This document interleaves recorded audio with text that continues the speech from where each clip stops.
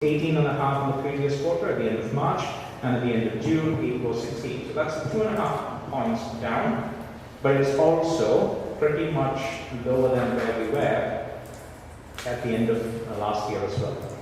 Right? So those are kind of two very important things to remember, is that we are not growing a lot at the moment. That's not surprising. The national economic data is quite evident on that. We have had surprising growth in Q1.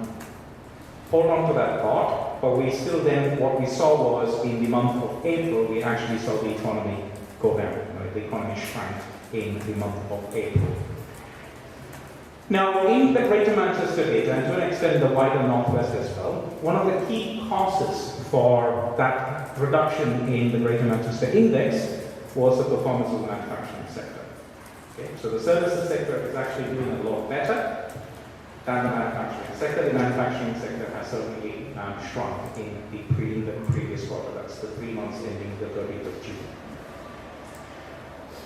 Certainly, employment and recruitment prospects have been affected. That's directly related to the fact that national insurance contributions, national living wage, etc., all went up in the month of April. We have discussed that quite a lot. These are significant additional costs. And if any of you employ apprentices, you would have discovered that apprenticeship wages went up by 16%. It was not just the 5%, the 3.5% that we have been talking about elsewhere. They've actually gone up by about 16, might be close to 17%. I think it was 16.8% if I'm not mistaken. So those are significant additional costs on employment. Now, the other interesting thing is what is sustaining the other sectors in terms of construction and services. So I told you manufacturing is down.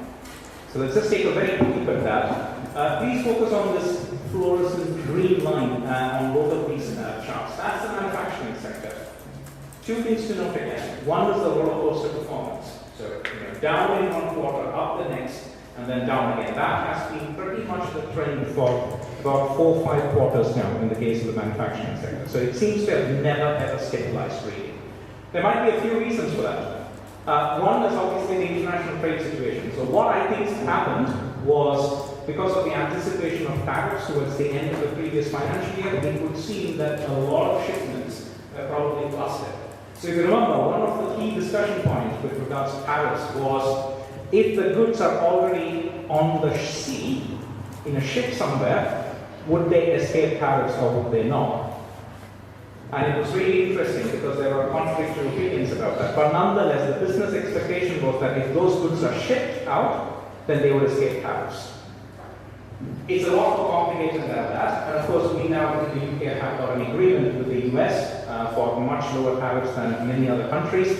So that probably did have an impact on the performance of the manufacturing sector. But nonetheless, in terms of both domestic sales in the quarter and export sales in the quarter, we have seen a significant reduction in manufacturing performance. The key other story is, of course, the improvement in the services sector. That is the black line. Okay. But here is some national data to provide additional context on the performance of the services sector. For a moment, please focus on these two lines, the fluorescent green one and the pink one at the very top. The green one is health and social care, and the pink is public administration and defense. Those are the two sectors which are doing the best at this moment in time. In other words, a lot of the service sector growth that we see and the little bit of support that the services sector is actually providing to the UK economy at the moment is directly because of public spending. It is not because of business investment. It is not even because of consumer spending. Because if you look at the two lines at the very bottom, the black one there and the orange one at the bottom, that's the retail sales and hospitality. So those are the two predominant B2C sectors, right? Sustained directly by consumer spending. It's you and me spending our money. But those two sectors are doing relatively weaker within the construction, within the services mix. That's one thing. But let's turn to construction for a moment. Again, look at that pink line there at the very top, which is the best performing construction subsector at the moment as well, and has been so for quite some time. That's a subsector called public non-residential, which is again public spending on things like schools, social infrastructure, hospitals, colleges and that type of thing. So, both within the construction sector and within services, it's public spending that is actually sustaining the economy. So you can imagine what happens when, as a result of the CSR, which we will look into in a moment, we actually see some small reductions in public spending. Right? And when departmental budgets get squeezed, there is a very good chance that capital spending elsewhere will actually go down, in which case the construction sector might also go down. The other cause for concern within the construction sector, for me personally, is the relatively poor performance of residential, which is the house building activity. In Greater Manchester, roughly 40% of the entire construction activity is attributable to house building. It's a significant part of the construction pipeline. It's the single largest sector within the construction pipeline. Second is private commercial. Private commercial was okay up until the end of last year, but since then it has come down. That's the black line there. Housing is significantly down, and even within construction, it's that public spending issue. So that actually is worth remembering, because when we talk about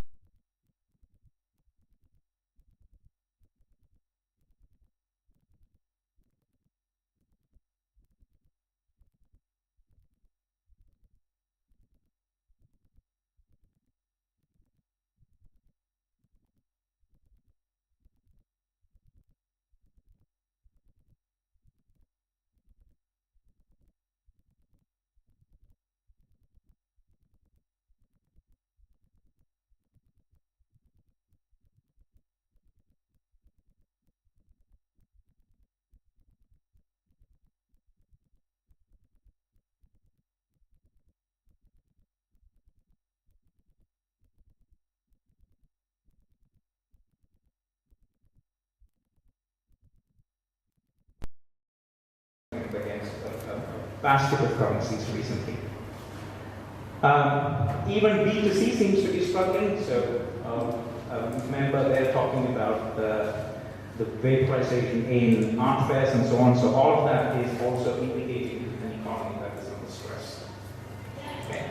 So that's the curious results. But let's quickly turn to the comprehensive spending review. Now the comprehensive spending review was designed to sort of just wow people, because there was one announcement after the other, and we will sort of peel the layers of some of those announcements in a moment. Okay? So I've got some sums here, which are huge. 130 billion extra for capital investment to target the industrial strategy sectors, 86 billion for R&D funding, and so on. The NHS received more, but just pay attention to something else on the slide, which is the time periods that are specified. And these are directly from the Chancellor's speech or the comprehensive spending review documents. Okay? So what the Chancellor did very cleverly was, some of these announcements are until 29-30. So remember, that's not the term of the Parliament, it is actually 1 year on top of the term of the Parliament. Some of these are over the next decade. The NHS 3% is to hit by 28-29, so that is indeed the term of the Parliament. The transportation funds is until 21-32, so that's 7 years from now.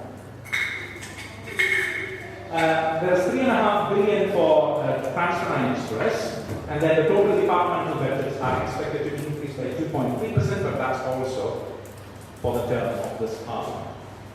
Right? So what the Chancellor did, of course, was to announce a whole host of schemes, and if you just focus on the headline figures, you are actually missing a lot of detail, because these are meant to be spent over a much longer period of time. Okay? The other interesting thing is about defense spending. There has been agreement since then about defense spending to hit, close to the 5% target in about 10 years' time. That was agreed at the NATO summit as well recently, and then there was more spending for tech, around public sector reform, public sector productivity, and so on. Okay, so that's interesting. We've got huge sums of money being spent over very different periods of time, and so that's why I say the Chancellor deliberately engaged in some obfuscation to actually amaze people who are listening to her. Because there is something else as well, which is there are a mix of announcements for various sectors, right? So we saw 113 billion here, 113 billion for the 8 industrial strategy sectors. So what's interesting now is that nuclear is part of the defense, and defense is one of the industrial strategy sectors. It's a so-called IS-8. In other words, the 14 billion that was announced for Sizewell now is part of the capital budget for the industrial strategy. So it is not the 113 billion for capital investment, plus the 14 billion, plus R&D, plus others. It's not quite like that. It's because there is that one sum of money, which is 113 billion, which actually covers a whole lot of the other announcements as well, right?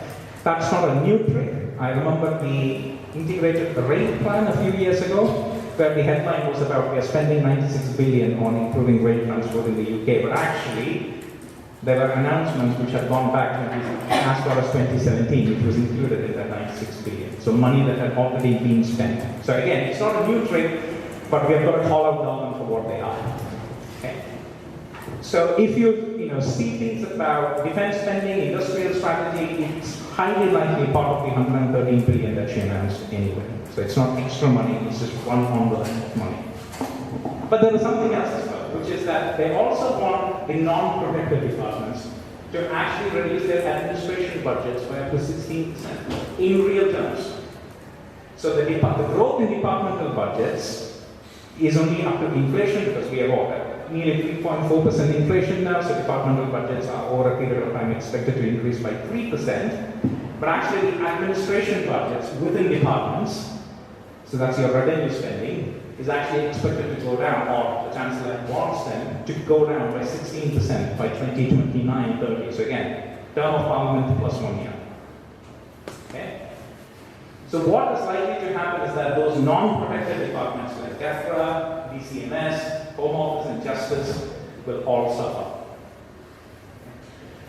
DCMS is actually quite significant because of things like internet connectivity, broadband, etc. is all within their control. DEFRA obviously is responsible for energy. So these are actually going to have some real impacts on businesses as well. This is not just academic interest to us. Home Office, again, immigration, all of that, and justice. And again, one of the reasons there was a publication recently about business crime in the UK, shoplifting. You would have probably seen that, but it's not just shoplifting. A whole lot of other business crimes have gone up. So again, reduction in spending in the Home Office and justice is probably going to have an indirect impact on business as well. Okay. Now, the other thing, of course, was in the lead up to the elections last year. Rebalancing the UK economy, that seems to have slowly taken a back seat at the moment, because much of the funding, including the nuclear power investment, additional funding commitments for Oxford and Cambridge, all of that is sort of concentrated in the south and southeast. But of course, the Chancellor did give us 5 million for Manchester to improve links with the Golden Triangle. 5 million. Very huge sum of money, obviously. Okay, so that's that. And then the other thing to mention probably is that MHCLG, the Ministry for Housing, Communities and Local Government, is probably going to face a decrease in budgets as well, because that's one of the non-protected departments. So the housing part of it might do okay, because there is this commitment to build up to 300,000 homes every year. 300,000 homes in Greater Manchester, the ambition is around 15,000 per year. In the last 2 financial years, we look an average of 6,000 per year. So, you have some significant catching up to do if we have to build that many houses. The story is pretty much true in other parts of the country as well. So, whatever the target is, we are building roughly 60% of it. So, in the UK, we collectively built 180,000 homes, as opposed to the 300,000 target. Okay, so it is pretty much in that region. So housing might be okay, but the rest of local government might suffer, which then probably means council taxes are going to go up yet again. They have already gone up in April. They're expected to increase again by 5% or more the coming years. So again, in turn, think of that squeeze on consumer spending and household budgets. So we are sort of stuck in a vicious cycle to an extent. It's not that dramatic, but nonetheless, it's a modest vicious cycle that we live in, because you've got numerous variables, and then again, small changes in one or two, but actually mean significant impacts on the other as well. Okay, so that's that's a coverage of the comprehensive spending review and a bit of overview of the economy. I'm sure I've cheered all of you up. And on that note, I will give you a hand over first. It's usually my job to cheer everyone up, so there is. Was it what he said when? Christopher's Latin for doom and gloom or something? I don't know. Anyway, thank you so much. A round of applause because there's a lot of. There's an awful lot of information gone into that, and you know, anybody that does come to curious, if you've never been, you do need to come and see that in a much greater level of detail. But a great summary of where we actually are, and you know, there's good points and bad points, and one thing and another. What I'm going to do quickly now is to just go over the key points into other big things. I think the spending review was on, I can't remember what date it was now. Yes. About a week before this came out, the 10-year infrastructure strategy, which is on the 19th of June. And again, think about what Subba's just said about the big numbers. You know, wow, look at that. And then when you break it down, you think, oh, hang on a minute. £725 billion over 10 years across that. Everything from transport to schools to energy, digital networks, you name it, it's in the infrastructure strategy. One of the other things that set up was this organisation, NISTA, like a good acronym, National Infrastructure and Service Transformation Authority. That is housed within the Treasury. Hands up who remembers something called the National Infrastructure Commission, Emma will know, and a few other people around this. Previous governments have tried this, where they've got a group of people involved in infrastructure, independent, put them out there, work on the key priorities, look at the infrastructure, look at the funding, look at the spending, and let them get on with it. That was the original idea, completely outside government control. Within how long? It was back under control of the Treasury, because you know what? They don't like people spending money without their control. And this is what we've seen here. Okay? So it's quasi-independent, in other words, it's not really, because the Treasury control it. And who actually delivered the infrastructure strategy? Darren Jones, the Chief Secretary to the Treasury. Okay? So you can see this is controlled by Treasury. That might be a bad thing, it might be a good thing, but I'll tell you something. It's very difficult to get money where it needs to be when the Treasury are in control of it. And that's not a personal point, that's experience from years and years and years dealing with this stuff. The idea, catch up with competitors, they're going to reform institutions, provide certainty and remove barriers. That sounds good. There's going to be a national housing bank of 16 billion. And as I called it, shopping list of schemes. There's been a lot of shopping lists of things recently. Somebody did mention it in the spending review, but we've done a lot of work, and Wayne gave a presentation at our last assembly on Liverpool-Manchester Railway.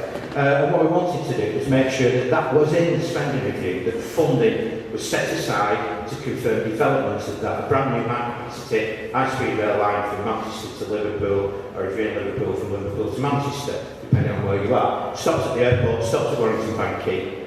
Great new piece of infrastructure.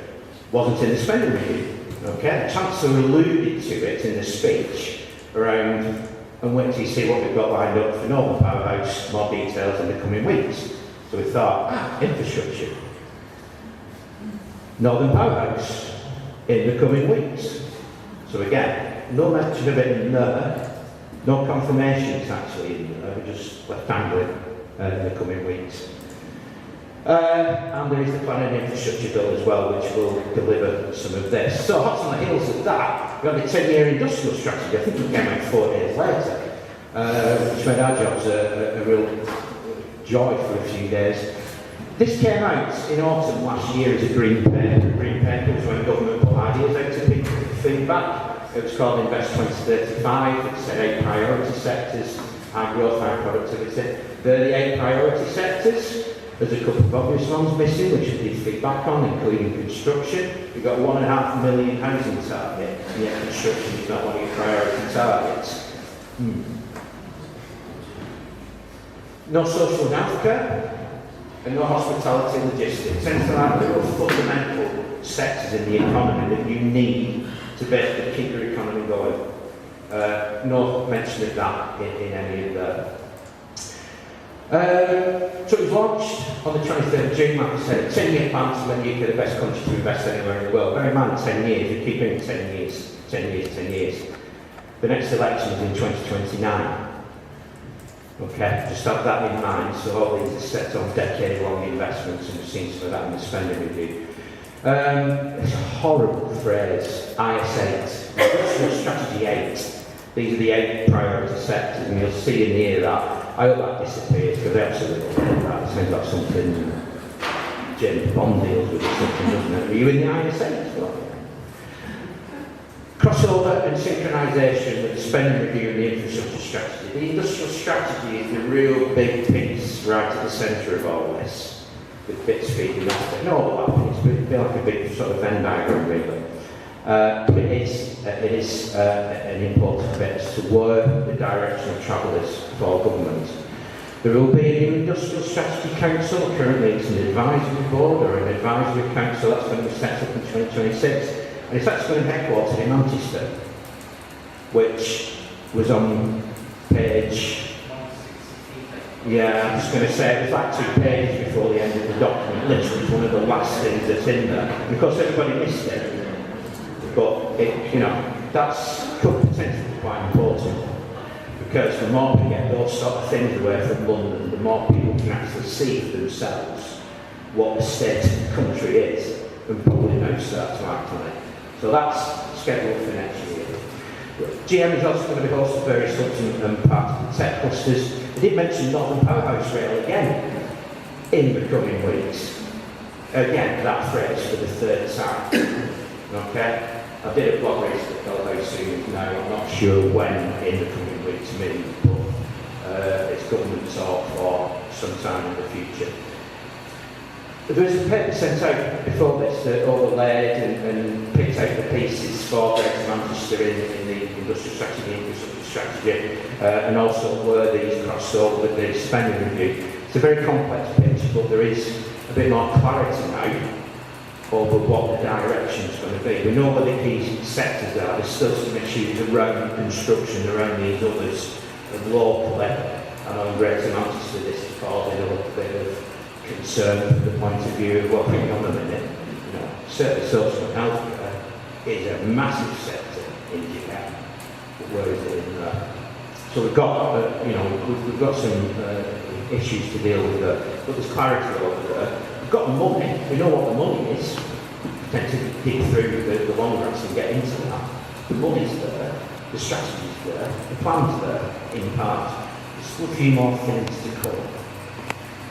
Got the planning and infrastructure bill, which they need around some of the elements of infrastructure. There's also other elements as well of the industrial strategy. We believe there's going to be a defence industrial strategy, which is a separate thing completely. Why we just can't stick with one, I have no idea. Continue road to devolution, as you've seen in the devolution white paper, the integrated settlement in Greater Manchester, we've got control of that money. But here in Greater Manchester, because we are where we are with the devolution bit, we're already doing a lot of things that government is planning for other areas to do. And what we've got to do is make sure we don't go backwards and say, we'll wait for the rest of the country to catch up. We can't. We've got to work out how all this fits in and what's going on in Greater Manchester. There will be a small business strategy in autumn announced about the future of business support. And again, there's bills completing the parliamentary journey. There's a trade strategy as well, bubbling around somewhere in the background, although that will probably, I guess, probably be a reactive document rather than a proactive, bearing in mind what's happening with tariffs and trade deals and all the rest of it. So, the question is, for those more wise ones, what do you think of it so far? What I'm going to do is I'm going to nip back 12 months, okay, and I'm going to flick up a couple of slides we used at the Summer Assembly 2024, which we had, I think, about a week after the election. So drill down into the Labour manifesto, okay? I've not changed any of this, alright? And at the time, they wanted to set up a new partnership with Business Industrial Strategy Council. Well, they've mentioned that, okay? It's next year, and even better, it's going to be headquartered here. But the Industrial Strategy Council sort of sending this now. The National Wealth Fund to invest in new jobs, 7.3 billion. I think that's up to can't remember what the number is now. There's a big chunk of money now. It's something like 60 billion or something or other. There's no gone into that.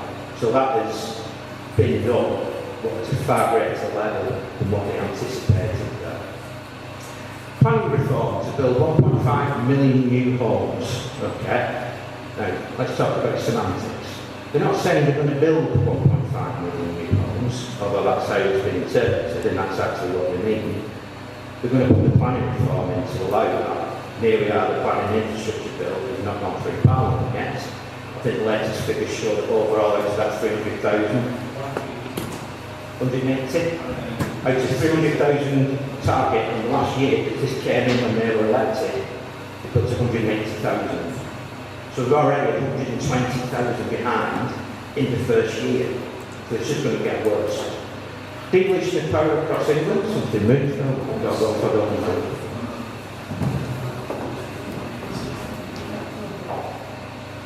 Thank you, Super. Just making sure everyone's still watching. Devolution of power across England. We've got devolution white paper. It's beginning to happen. There's more MERS now. There's more integrated settlements coming. So Liverpool will get one next year. A new deal for working people. Now this is the contentious one because that really is the employment rights bill. Okay. Now reading to that what you will have what I said beforehand about having more legislation, potentially more cost to people in work and making it a little bit more difficult for employers. But for working people, if you remember the hoo-ha about that phrase a few months ago, that is probably a good deal for working people, maybe not for business. They want to get 10-year infrastructure strategy? Yeah. 10-year R&D budgets? Yeah. And a decade of national renewal.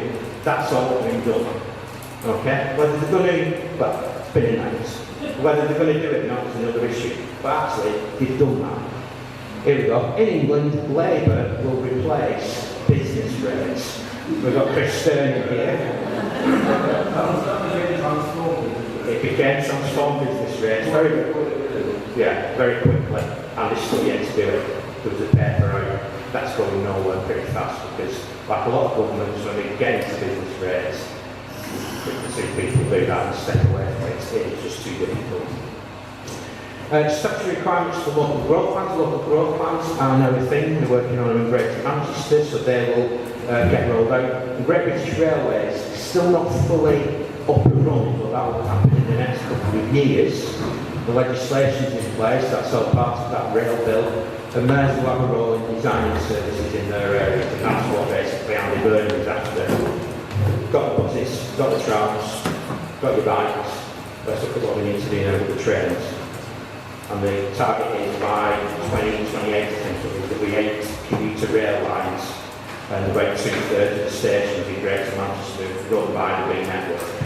So that is what's all that about. So actually, we're not doing too bad about what we said, okay? But of course the reality is what you experience on a daily basis, isn't it? Breaking down various opportunities, modern curriculums, young people are ready for work and life, high quality apprenticeship, especially at technical colleges. The call for the first round of those, there will be Construction Technical Excellence Colleges, or CTECs. There's going to be 10 in England, okay, so it's applied to the old nations. There will be 10 in England, and they're going off the old regional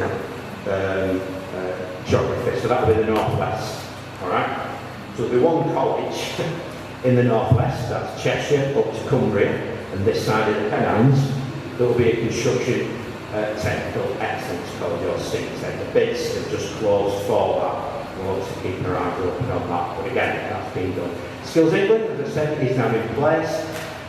Growth and skills on the apprenticeship level, that's still, I think, work in progress. I mentioned text there. And the Migration Advisory Committee to plug skills gaps. This is one of those that comes and goes around migrant workers, etc., and identifying where they're going and then seeing if there's something that needs doing around skills.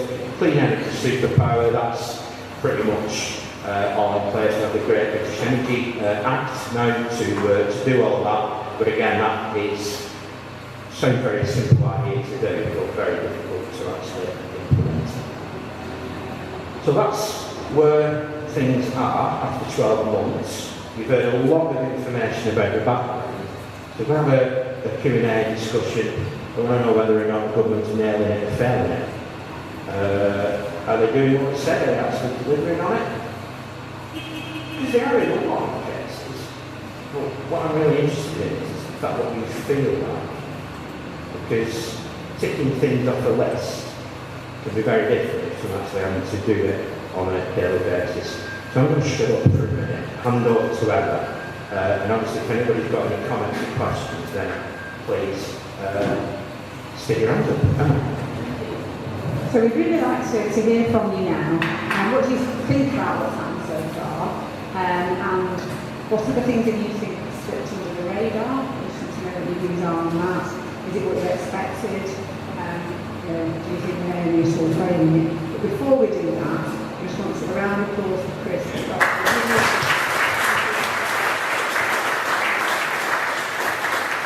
Navigated some very complex material there in such a skillful way. So, any comments?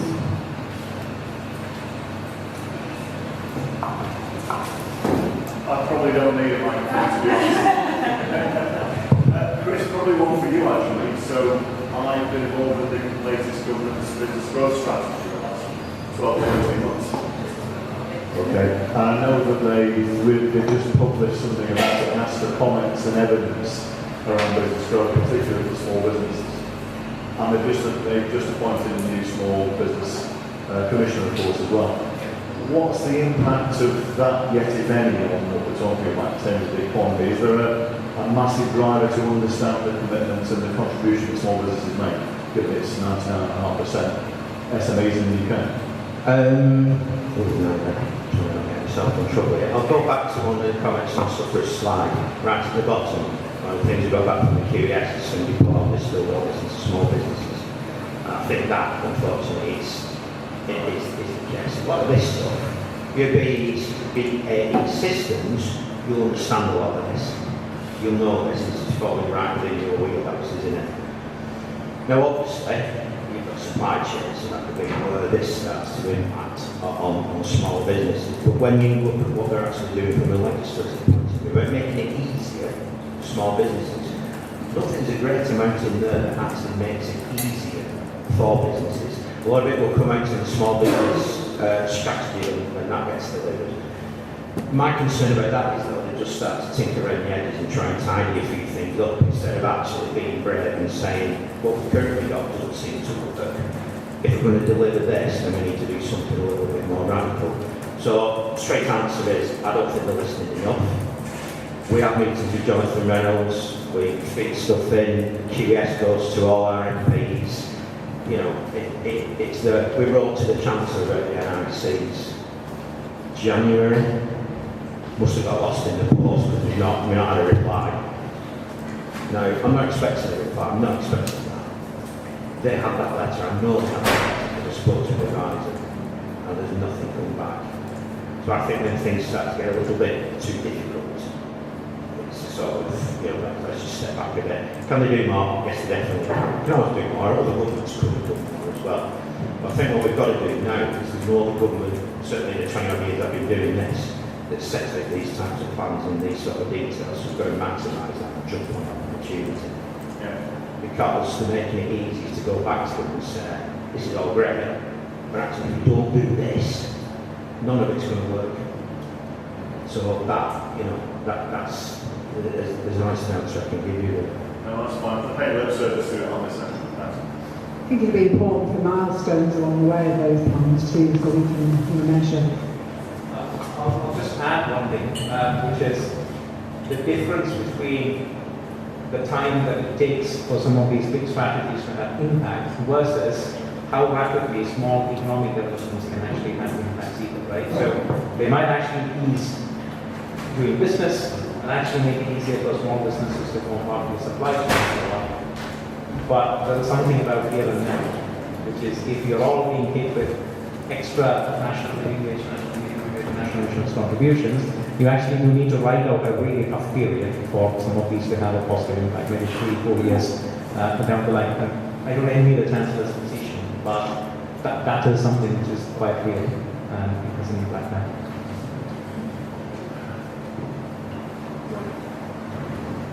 Thanks, Emma.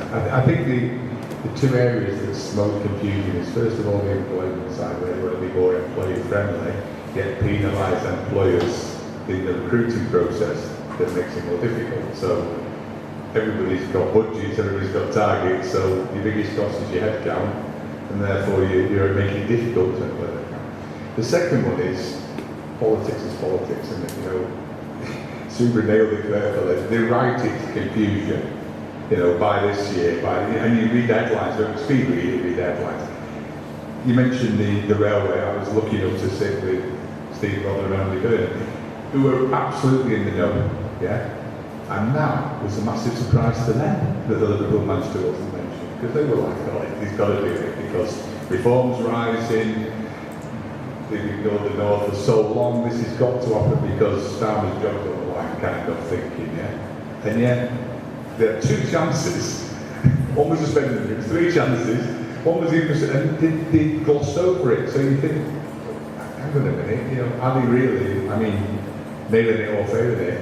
There's a huge amount of failure, and they all gloss it over. And I think what would have been super refreshing for a new government after what we've experienced the last 5 years is somebody that came in and did what they said they were going to do. That would be refreshing when it broke for you. Although it's in the coming weeks, Wayne. Yeah, coming weeks. Everybody else, great. I think that the only thing they're nailing is making announcements on what they're going to do.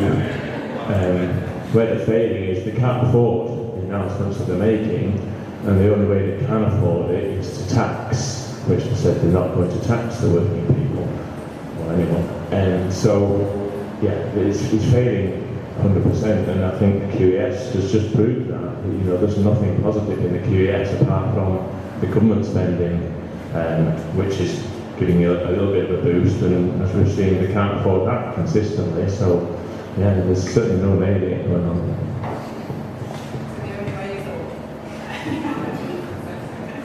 Yeah, Mark Eaton, Connection here. Just want to make a quick point. This is, we've been here before. We were here in the 1970s with tax and spend, high regulation, and we all saw what happened to the British economy back then.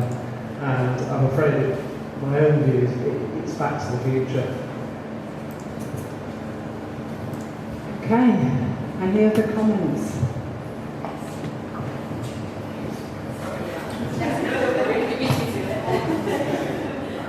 On the suggestion to impose 1% wealth tax from the experience of Europe, how is the wealth calculated, especially for small businesses, properties, and private equity? Thank you.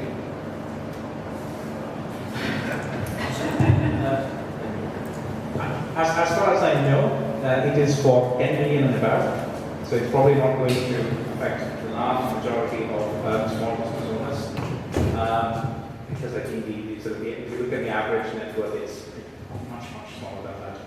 So I expect it is going to have very good headlines, as Wayne and Brenda say, but actually have minimal impact. But what that might end up doing is to send all of the wrong signals. So the Chancellor, very quietly, if you notice, has rolled back on the non-dom tax status. And that's because they expected about 65,000 high net worth individuals actually changed residency away from the UK in the last several months. That's a big number, because if you look at the income tax collection, this is true not just of the UK but in many parts of the world, about 1% pay 20-25% of income tax. And there's this big number of at the bottom who actually pay only about 20% of total income tax. So there is in every country a huge amount of reliance on the top taxpayers. So if we actually have that kind of exodus, it's we are just not going to be able to balance the books. That's just a harsh reality. And I've seen and spoken to. It was actually an event with trade unions recently, and they were sort of saying, well, if they go, let them go. But it's actually not quite as simple or as dramatic as that. So I expect there will be headlines, but in reality, the implementation might be slower, especially because I think they have been stung with the cuts. The family business, agriculture, Okay. Anything else before we move on? Okay. Ooh, going over the table there. So please be assured, you know, our role, part of our role is continuing to put these points over to government, and we will continue to do so. So moving on to our next topic. We've seen and heard what's happened and where we are now. We really want to talk now about the future. And continue with growth, where is that going to come from? And there has been a lot of activity in Greater Manchester, and it does feel like the eyes of government are fixed a bit on us, and times that sometimes we feel a bit like there's some form of policy experiment, I suppose, with everything that's gone on here. So we want to look at, now that the government's revealed some of its major strategies, what is the situation locally, what direction can we expect to be going in over the next decade, and we want to look at that pipeline of investment and those key growth projects. So over to Chris. Thanks, Ellen. Just before we get into this, just picking up on the last point there, and quick show of hands, who thinks government, and picking up on Simon's point, who thinks government fully understands how businesses run? Right, okay, just as I thought. We did do a pilot exercise with the Department of Business and Trade a few months ago. Some people were in the room, Graham was one of them. And they asked us to help with the staff, to bring staff out of their offices, not director level or anything like that. People from their offices to come, and Warren was and Sharon and a few other people. And we spent a couple of hours with them downstairs in the building. It was interesting because they were all from different departments. The DBT staff didn't know each other, what they did. But it was absolutely enlightening when colleagues around the table started to explain what was actually going on a day-to-day basis in the business. They didn't just get it. And Graham kindly hosted a visit to Spring Warehousing over on Trafford Park, and the feedback from the DBT was they absolutely loved that. He's obviously never been in the business before, or seen it, and this is part of the issue. Okay, the civil servants, well, they're involved in this, they need to understand it. I'd love to know how many MPs have actually run a business. I don't mean being a non-exec director that's gone on the board for a couple of £1 million or something. Actually had day-to-day experience, and I think that is missing at a critical level. Yeah. You've got a new government that don't really know what's in the government, because they are maybe we can't give them a really good time for that. But by the same token, they're moving our lives in a direction that's something really tricky. The problem is it's the assumptions they're making. So if you're a business, you're rich, they're always compared to It's rich. quite right, absolutely brilliant example. Yeah, yeah. Can I Okay. ask that as a former civil servant? Well, obviously, civil servants think that everyone owns a business is a millionaire or going that way and making those millions of no Yeah. about how we live week to week, day Yeah. to day. Yeah. Oh, that's got another conversation here now. Last point, John. Just a quick one, Chris. So I've been lucky enough to sit on Intuit's Small Business Growth Council the last 12 months, okay, which is enables to meet with number 10 advisors, with DBT and other joint channels. What's come out of it is just what you were saying. So they introduced us to the civil servants who were writing the business growth strategy. They said, have a chat with them. They were blown away. There's 18 of us representing the small businesses in the council, and they said, we didn't know that all this stuff was what we needed. We were just doing a repository of information, as we always do, on the internet and on our portal, and people can look for it. So if you think a plumber or an electrician is going to look through 3,000 pieces of information, and that's when they said, right, okay, we need something different. Whether we see it is another matter. Yeah, absolutely. And this is a concern, all the people out with the things like, the industrial strategy council is a great idea. For barely any money, there'll be blue chip companies that are sat on it. And that, again, is easy. Anyway, let's get positive, shall we? There we go. Greater Manchester investment pipeline and future growth. What this is, as Emma said, there's a lot of opportunities in Greater Manchester. What we wanted to do was to begin to discuss that, but also find out from you a little bit more about what could be done and the direction of travel.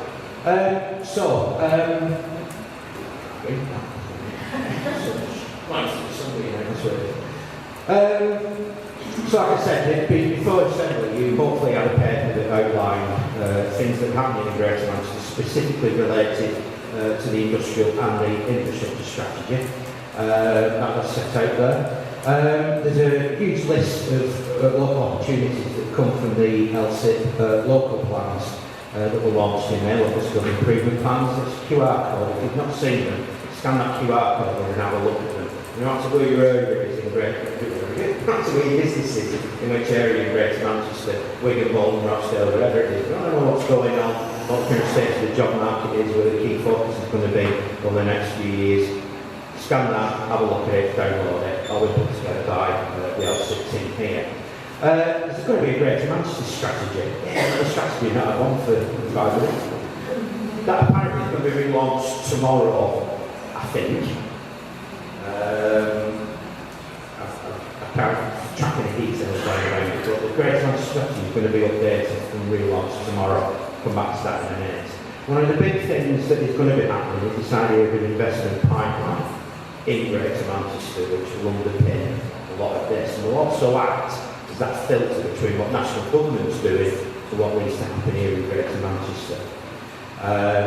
There are 6 growth locations in Greater Manchester, and again, some of that is in the local plans, and this will be fundamentally the new LSIP, because one of the things that is beginning to be tied on into that is where we've got these growth opportunities, what the skills that we actually need, first of all, to deliver it and build it to a site somewhere, and second, then to actually run the businesses that you need to invest in. So this is going to become a critical part of that future local skills stuff going forward. So, here's a map, obviously. That's Greater Manchester. All the 10 local areas, got the city centre sort of there. And these sort of blue areas here are the growth locations. Okay? It'll make a bit more sense as I go through it. So you've got the Wigan Bolton one, you've got the North East, you've got the Eastern Gateway, Southern Gateway and Airport, Western Gateway and the city centre. Okay? Now this is off something you've got a link on the slide there that I didn't know existed. And it's an interactive map that covers Greater Manchester that tells you where all this is. It's got transport overlays, it's got all sorts of things. The amount of data that you must be sifting behind the scenes is absolutely tremendous. And it's free to access. You can go out and have a look. So if you live wherever in miles from up here around the sort of outer edge of humanity.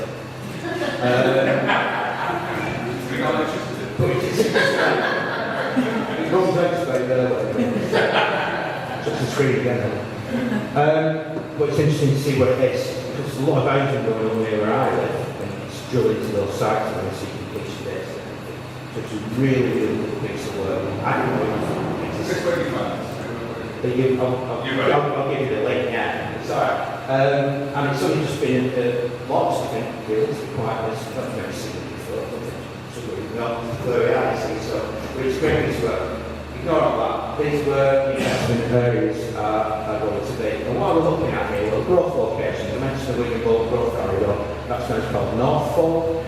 1 million square foot of manufacturing, distribution and logistics space. 1 million square foot is going to get built. 13,000 homes with a big emphasis on food technology. Wigan has got a lot of food manufacturers, Heinz, Joe's, there. But that, together with Bolton, is a really big centre now for that. So that's what's coming in Wigan Bolton Growth Corridor. North East Growth Corridor, Bury, Rochdale. Big chunk of that falls into the Acton Valley, Merle Development Zone, as well as parts of Oldham. And that's going to be looking at advanced manufacturing materials. 17 million square feet of employment space. 17 million square feet of employment space and 20,000 new jobs. So you're talking significant investment in that part of the Greater Manchester. Eastern Growth Cluster, Oldham and Tameside.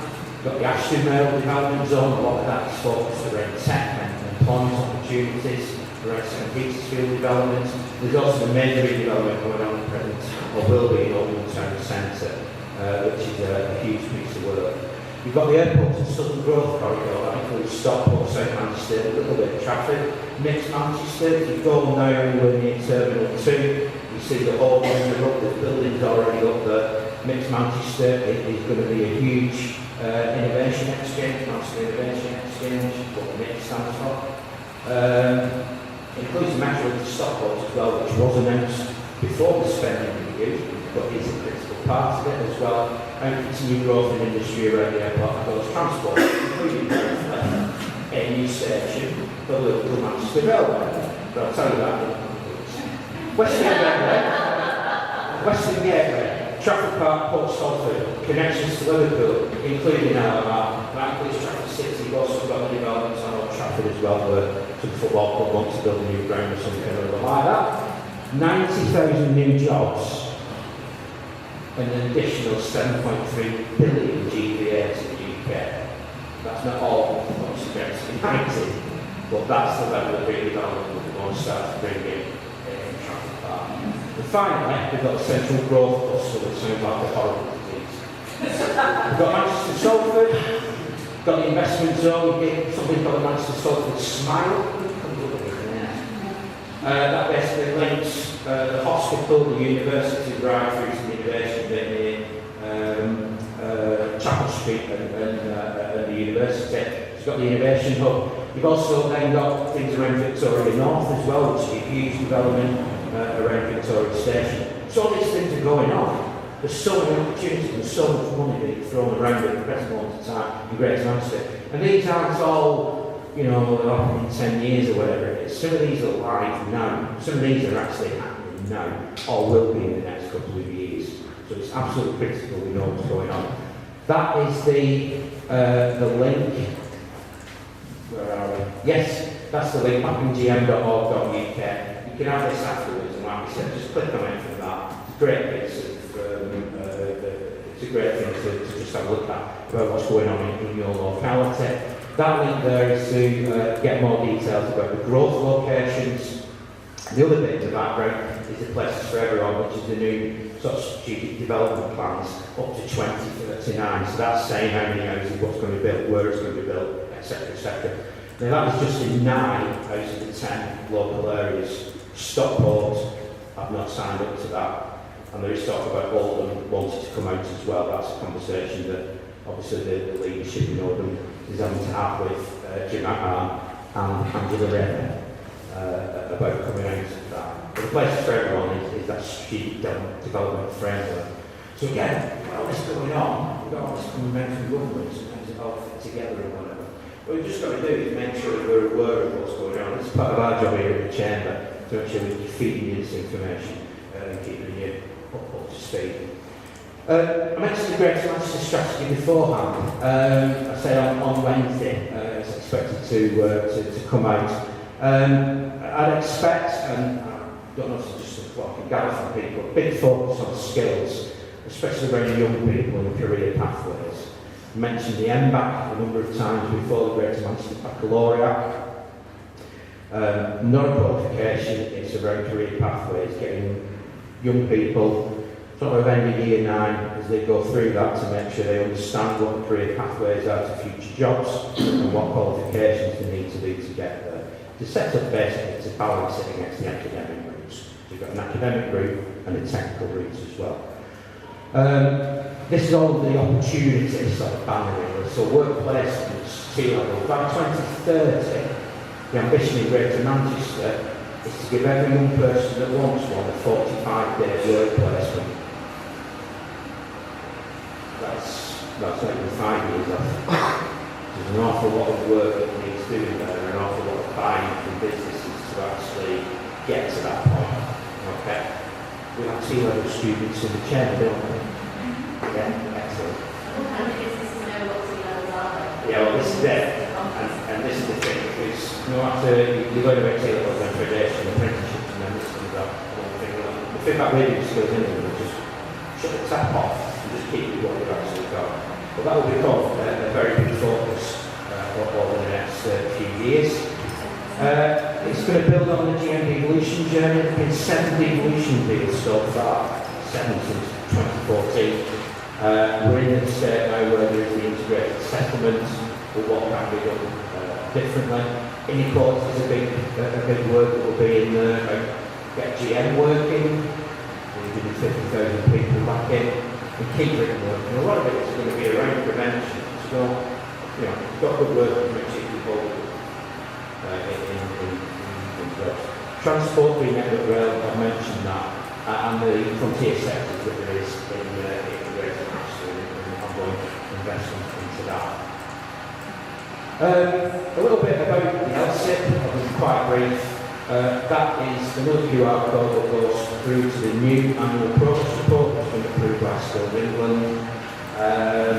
From September to March next year, we're going to be working on the next iteration of the Global Skills Improvement Plan, which will have a lot of what we've talked about this morning guiding it. Okay, one of the big things this time around is that the guide authorities will give us what the skills priorities are, as well as what employees are saying they need, and we're mashing that together to that plan for Greater Manchester. Late spring to next year, that'll get sent to Skills England for approval and go live around this time next year. It will be for 3 years, and like I said, we'll cover a lot of the activities we just talked about. Like I said, that investment plan is a critical piece of information in this. There's a lot of conversation with people right across the place to say, yeah, no, we want to work, we want to go, we need to do more training, we need to do this, we need to do that. But the thing is that we're training the right skills that the employer actually need, and that those people will actually need. This is the thing where people go, oh yeah, the dangerous some of this just falls like this, it's the else that we've got to handle on this. Some of the other stuff just becomes a numbers exercise. Some of this just becomes, around that job to do, actually their skill set not meet the requirements of that job. So we've got to really get a handle on this and make sure we do it properly. So, basically, I'm back to Lemon now. Discussion, anything that needs to be focused, anything missing, anything that you're seeing in your local area, or anything I've not mentioned just now? Thank you, Chris. Thanks. So we really want to hear from you. If there's anything that we've been talking about there that you'd like more information on, more focus, and what local issues are you concerned about? You know, what do you think needs to be done to help these things to happen? Because this is the positive side of the story that we've been talking about today. So, any local issues? Great.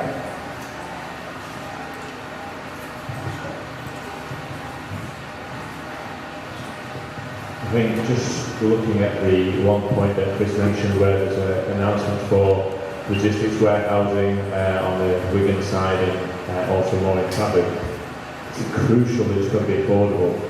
Because I can talk from experience, when they announce these big retail places, these big warehousing, industrial, logistics sites, they're huge.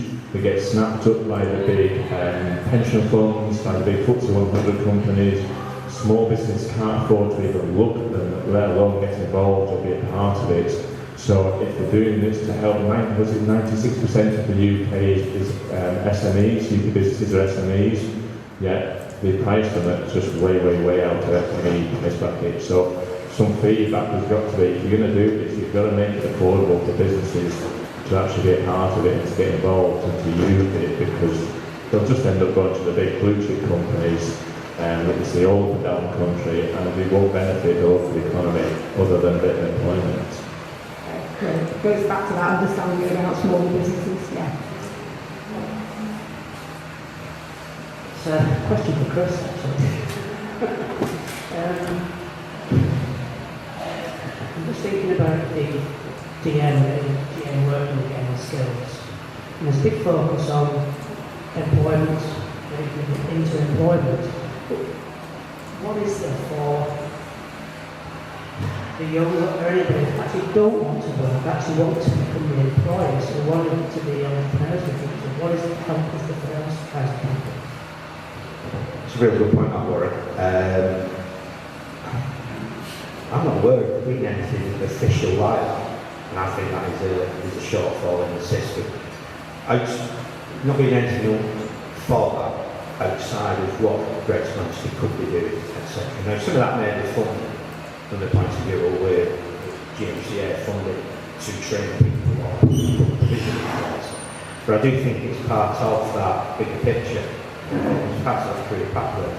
What happens if, well, I don't want an academic route, I don't want to be an apprentice, that's going to set my own business up. And it is that thing. It's an interesting point. I did a site visit to the local college in the automotive workshop. 4 young people in front, sat in front of me, just having a chat with them. 3 females, one lad, and 3 of them wanted to set their own garage up. Not go work for somebody else, they wanted to work for themselves. And I said to them, well, where have you got that from? You know, just picking up ideas and thinking, I don't want to go and work for somebody else, I want to work for me. Now, that's the bit that seems to be away a little bit, really, but it's certainly something we'll pick up on. Just going back to your point, Greg, good point, all that. Just going back to your point, Greg. We hear about affordable housing, don't we?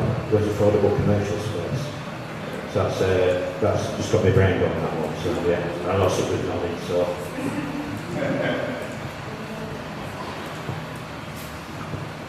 Just going to Warren's point, there's actually Trafford and Stockport College Group do have some kind of, I can't remember the details, I was just trying to rack my brains, but there's some kind of entrepreneurial programme that they've got in play. I don't think it's necessarily something that is funded by the DOB, but it's all about the younger generations that want to set up their own business, they want to know how to run it, understand the mechanics of running a business and then building from there. And also Stockport has the Acorn Alliance, which is again supporting young businesses that need mentoring, advice, guidance, support to help their businesses move forward. So there are little pockets of things that are happening, but they're very few and far between. I think it needs to be more centralised.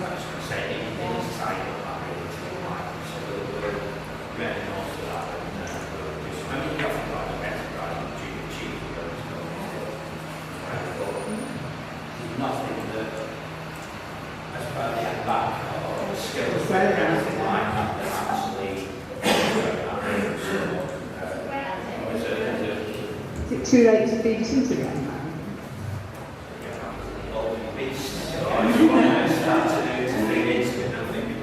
And I also think, again, mentioned about the Excel system from a role where it's joint ownership between ourselves and the employer, having combined all that gives us a bit more skin in the game when it comes to those sort of suggestions. So I think that's a good idea.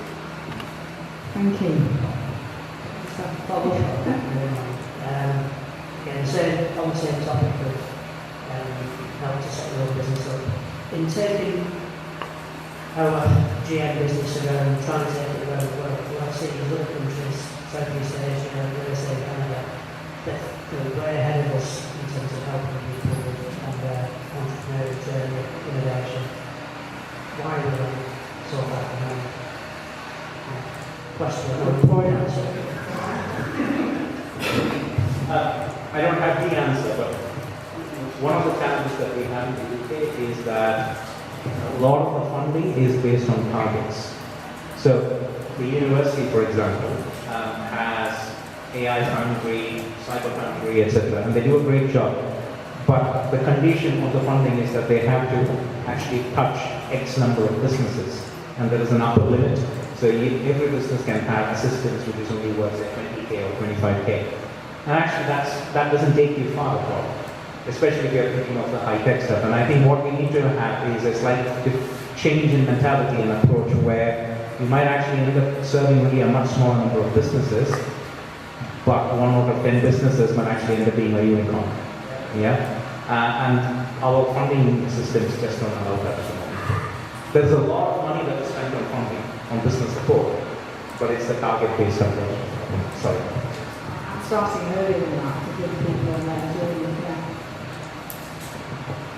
Hit the nail on the head there, Super, because I think funding is the biggest challenge that small businesses have. And there is plenty out there. I don't know if people know where to start and where to look and what's available and how to get hold of it. I just think that that is the biggest bunch of red tape absolutely gets hidden underneath the mattress, you know, in number 11. It's just impossible to get to. And I think if we start advising and advertising that, I do think that's going to kickstart a little bit more of the entrepreneurial spirit of businesses that need the extra cash to get started along with mentoring. So that's definitely a big one.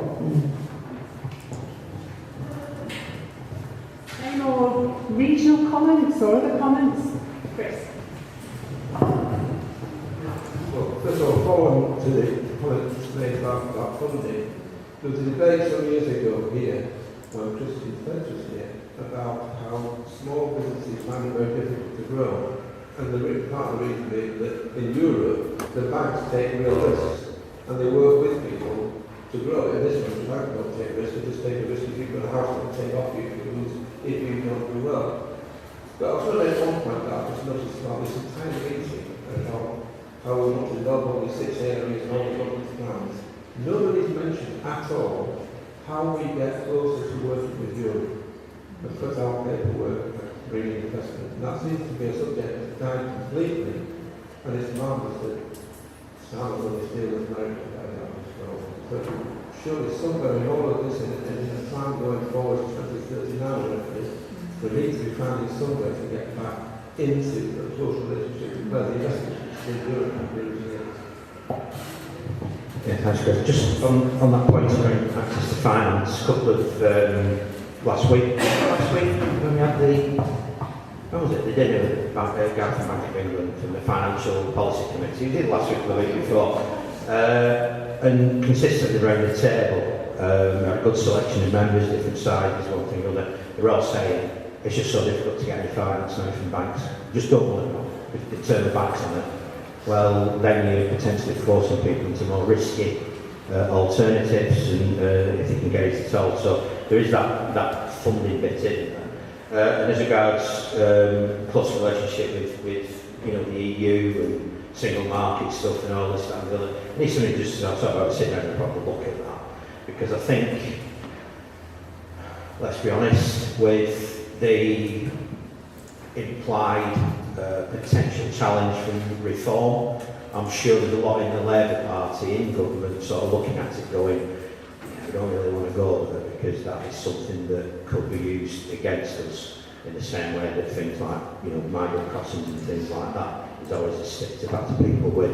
And I'm not saying that's right, wrong, or whatever it is, but you can see the thought process there. Flip that next to the actual people that are suffering day in, day out and going, this is just not working anymore. We've seen a drop off in the level of people dealing with Europe because it's just too complicated. And that is just crazy. So when you're talking about growth, when you're talking about all this other stuff that government want to do, you've got a big chunk of it missing that needs sorting out quite urgently.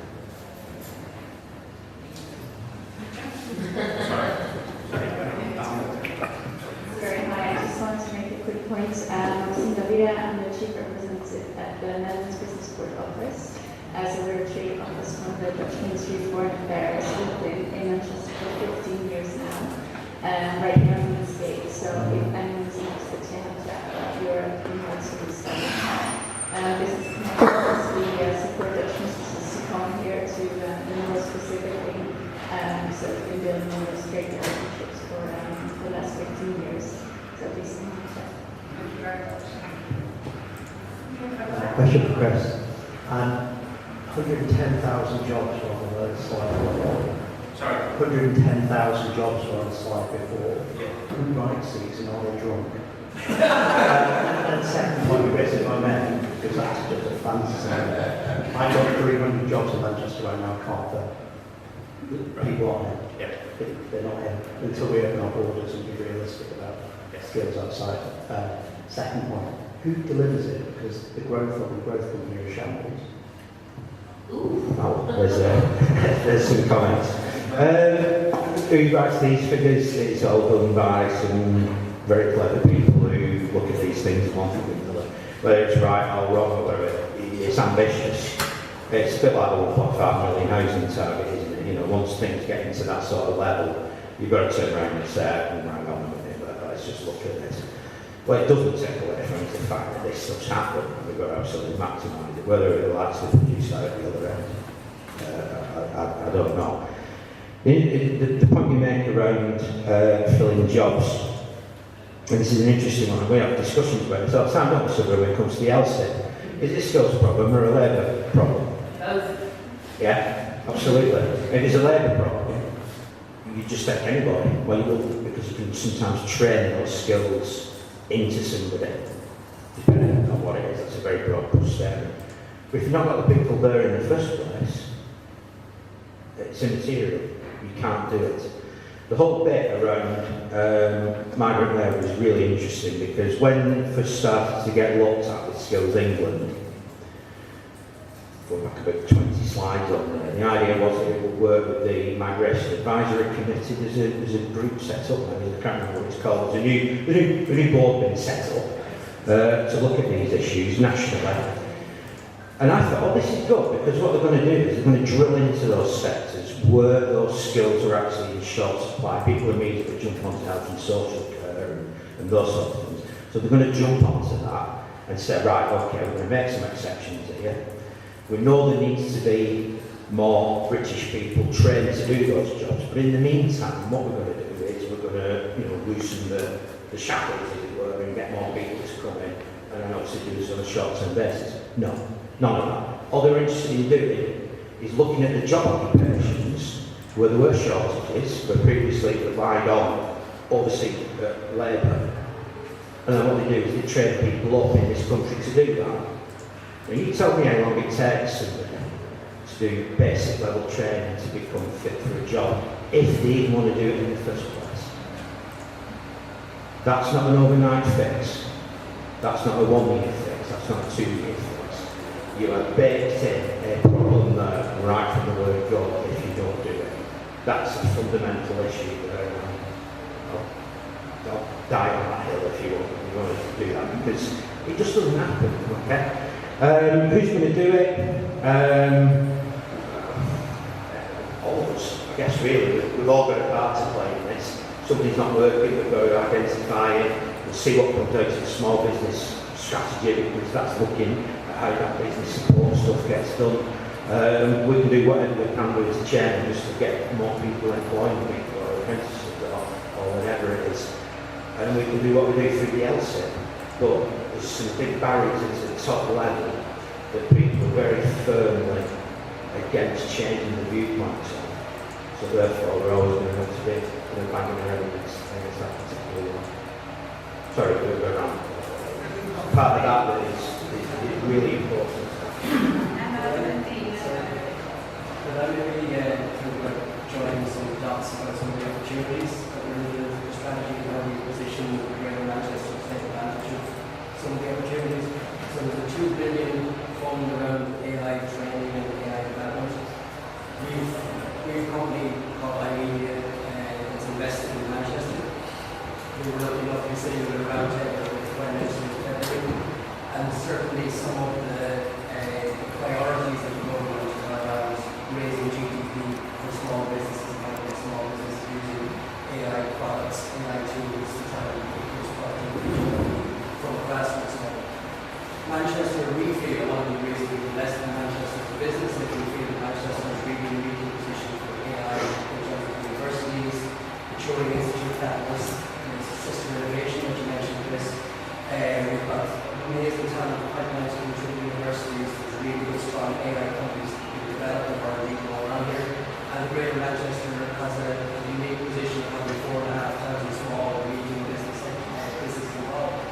So what I'm thinking is how do we join those dots between government obviously has a real priority around this raising GDP for small businesses. We're investing £2 billion in AI. How do we position Greater Manchester as the AI hub, the AI training hub, the AI development hub for small and medium businesses with a kind of private-public education partnership within the region? Let's get the majority of that £2 billion funding here in Greater Manchester rather than Good question. No, it's a really good question, because first of all, we've got to tell people about it. There's probably some information here that people think they don't know about today for the law change. We've got to get that to plug our own trumpet and doing it. The second bit then is to make sure that the Greater Manchester strategy and the stuff that's done locally, and again, there's an interesting bit here, which comes further, it's primacy in this. Is it stuff that is decided in Greater Manchester by the combined authority, because there's a certain amount of power and funding that goes with that. Now, some of that might not fit with what national government is. For example, some of the industrial strategy sectors. So what do? We say, well, we're not going to go what national government's doing, we've got some money, we're going to focus on this. And I know that that AI bit is absolutely critical. So we see more of that coming along. But basically, everybody tell more people out there, examples like yourself, you know, to say this is actually what's happening. Look at this supporting infrastructure, and we're really making some big inroads into that now. And obviously, you've got, you know, a friendly sort of approach really from the mayor and the combined authority. Am I bothered what national government think? I'll be quite honest, no, not really, because they're the critical people in this, because you're all on the ground here making it happen. And again, I've said this usually at the end of every meeting, and one thing or another, if you're in business and thinking of starting up a business, you're in the best place in the UK at the present moment in time, here in Greater Manchester, than anywhere else, quite simply because, yeah, things are tough, but all this stuff is not happening anywhere else. So if it isn't on this scale, and it's not got the pedigree that they have here of actually getting on with things as well. We've got to tell people in that way. Sometimes that message goes out and people think, oh, thought Gallagher would or swagger or one thing or another. Tone that down, focus on what's actually happening, and people will start to listen then. So I think it's a joint effort if we've got to do it. So sure. So Emma, yeah. I'm not sure if I actually have the microphone on. It was just a point that was being raised about migrant workers, and there was talk obviously about basic level skills. There was a real issue in terms of qualified engineers, particularly, because that's my sector, and the visa salary requirements of pricing graduates from overseas out of the actual where the need is.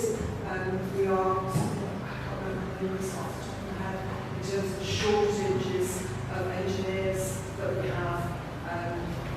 But they're blowing that skilled worker visa salary requirement is something like about between £7,000 and £10,000 above the average graduate starter salary in civil engineering.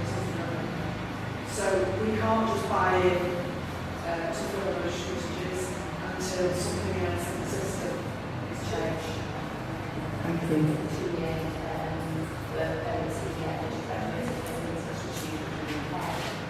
Not enough, we're not capitalising on the training that we give them for 2 years, which is saying that still to the that's the project. I think that needs to be extended, so there are opportunities to get more. Particularly in civil engineering, it takes on average about 5 years to get chartered after you graduate. So 2 years is simply not enough. It will choke ourselves. Okay, thank you. Dean.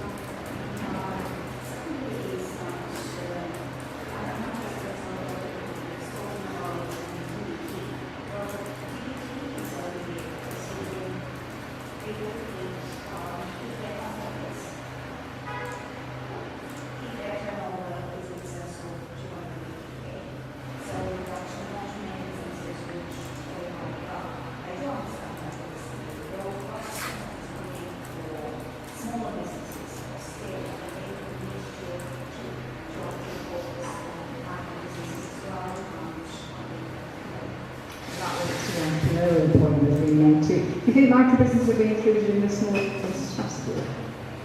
They will be included in the small business strategy, but it goes back to that point about funding, because what they want is impact again. So if there's a very good chance that a business with say 10 employees, 15 employees, probably growing turnover, those are the types of businesses that they invariably end up funding because the possibility that they might get exponential returns. I'm not saying that's the right approach, but that is one issue in this. But the second thing is the liquidity point. I think Chris mentioned this about the lack of funding and the banks not supporting it. If you are a micro business, then your challenges are significant. And if you're a owner-managed business, I think the challenges are significantly higher for getting any form of credit. That has come through again and again in report after report. The British Business Bank has had a significant increase in allocation to the CSR and other strategies that they have announced, but I don't think it is again sort of picking through the system yet. That's just the hard reality.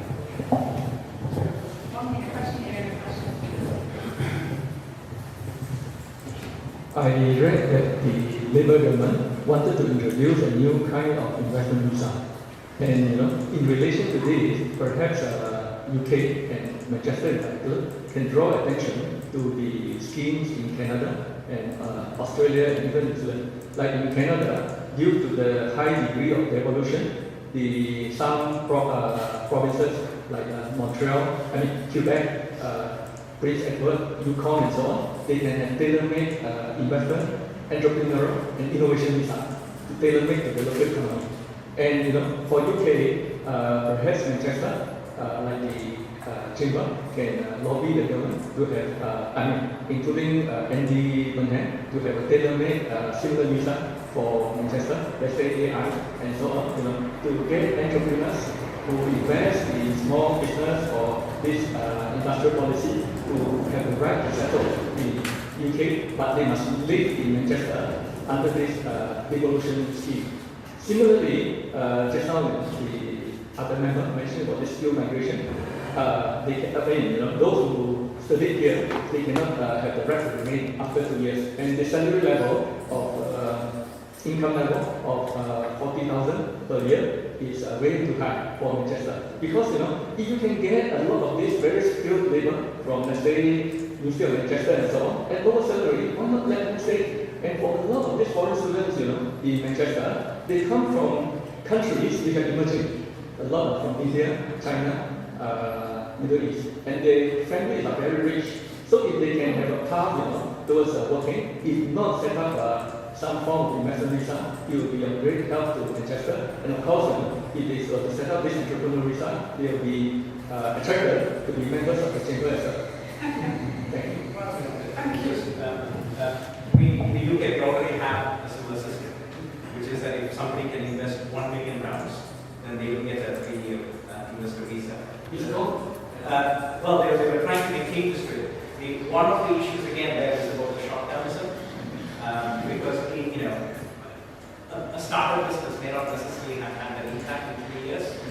So that's one point. The geographical restrictions was actually experimented by the David Cameron government, and they just felt that it was way too complicated for the UK. But yeah, in specific sectors, specific cities, and I know it works very well in Australia and Canada. It's not a small country. That I think was one of the thinking behind Okay, thank you. So we've just got time for one more. I think we have that there at the back. Thank you. Talking about immigration and work, as someone who this has affected, I've had a few observations. I noticed when I finished school, did my master's, all my friends, everybody I knew moved to London to get a job, but I stayed in Manchester, and I noticed all the skills of the professionals moved to London, but the only people who remain in Manchester are people who care. And I said, I spent almost 20 grand for school fees for masters. I'm not going to do care. I would find a job in my field and I'll do it. Is there anything happening in Greater Manchester that all the skills are moving to London because they're getting jobs there, and we here are not getting those jobs? We have to go to care or have to go to some other industry. And is there anything the government here is doing to help retain those talents because they're all moving to London? Thank you. Daniel, I think it's coming down to that salary differential. So I was doing some research on that. And someone told me in the field of AI and machine learning, in London, Cambridge, the salaries can sometimes be about 2 times what a person earns in Manchester. And actually, if they go to San Francisco, it's probably 4 times what they earn in Manchester, right? So if you're a highly skilled professional who has got mobility, and you're not, you don't have any family ties or anything that actually ties you to a single city, then to an extent the young people will follow the money. But yeah, it's about coming up with a varied offer, and I think Manchester does reasonably okay on graduate retention. Certainly not as well as we should, but we are much better than many other cities in terms of graduate retention. And there's always that pool of London. It's just there is the money and there's the actual job opportunity also, because before I started in the chamber, I've applied to a lot of companies. They don't even get to look at my CV. It's like you do an application today, I'm just waiting the next morning to see, unfortunately. So apply today, unfortunately tomorrow, but in London, sometimes you get called for an interview. I've been to London for a few interviews, but I think the reason I didn't get it then was I live in Manchester, and I don't want to move to London without getting a job, because, I mean, we all know how expensive London can be. So there's the salary, I agree, but there's also the opportunities, not as much as. It ties in with something that Sharon said. Sharon was referring to that post-study work scheme for international students who study in UK universities. We had people in the chamber, not just you, but others as well. And one of the things that told me is that some business, for small businesses, it's actually quite tricky, because they have the certainty for 2 years, but then after the 2 years, if they can't meet the salary requirements, then they don't want to actually train somebody or give them all of their experience, only to lose them after 2 years. So there's also a lot of awareness. Thank you. So thank you everybody for all those comments and fantastic points, and thank you for the discussion. So in terms of any other business, I think Chris just wants to mention tariffs. We've mentioned them already, but we're just going to end on a high. Well, we're going to end, I don't know where we're on a high now. The tariffs are going high. Yeah, absolutely. The 8th of July was a date set that when, if you remember, in the long-running saga around tariffs, was the 90-day end to the reduced tariffs that Donald Trump imposed on people. Just seen the press has changed its mind yet again, so it must have got out to the other side of bed. And now it's going to be the 1st of August when they will look at whether or not, he's not confirmed it, but it may or may not be the 1st of August, when they look at going back to what the original tariffs were. There's letters going out to countries, heads of state, shall we say, reminding them, it's not too late, you can get a deal with the US and all this, that and the other. There was something announced in the press over the weekend around punitive increase of 10% in tariffs if you were dealing with BRIC countries that were, not doing trade in the best interests of the United States. What does the I stand for in BRIC? India. And what we've just signed a trade deal with. So we are now, we've got a trade deal with, some form of deal with the US, we've got a nascent trade deal with India. Donald Trump is now working around somewhere saying, well, actually, if you read what he says, there's elements of that trade deal don't actually favour the United States, but remind it's a UK-India trade deal, then actually we'll impose 10% extra on your tariffs. Now, this is the problem that a lot of businesses are facing, because nobody knows what the bloody hell is going on.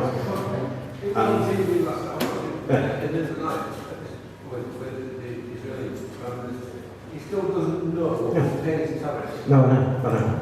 And this is it. It's just one of those things that, is just going on and on and on and on.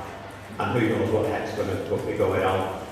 So even with a deal in your back pocket, things can still change. So just please keep your eyes open. I was going to say, just bear in mind, we might see some more turmoil in the markets and things over the next couple of weeks. That's now going to shift back to the 1st of August, we think. There's time to change before then, and also just to get underneath what it's actually doing. But again, it's talk about whack-a-mole. This is, just absolutely impossible to try and predict it. But there you go. Does anybody have any other business? No? Okay, so thank you everybody, thank you for coming along, thank you for all your contributions, and see you again.